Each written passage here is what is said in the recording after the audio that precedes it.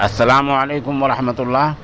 सामीन 10 मुहर्रमुल हराम की तारीख़ शुरू हो चुकी है, 8 अगस्त है। सोशल इंडिया न्यूज़ में आपका खैर मक़दम है। ये जो वीडियो आप देख रहे हैं ये दरअसल रियासत राजस्थान के जयपुर इलाके के खाटू श्याम जी मंदिर की है। खाटू श्याम जी मंदिर में आज हज़ारों लोग पहुँचे हुए थे। ये लोग वहाँ जल चढ़ाने या दूसरी पूजा के लिए गए हुए थे।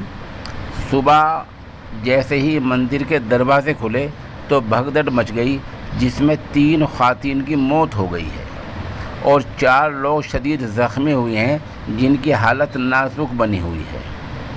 कहा यह जा रहा है कि ये हादसा नहीं बल्कि कत्ल है, क्योंकि मंदिर कमेटी और इंतज़ामिया में तालमेल नहीं है। इसी के चलते पुलिस कप्तान कुंवर राष्ट्रदीप ने खाटू थाना इंचार्ज एसआई रिया चौधरी को मुअत्तल कर दिया है।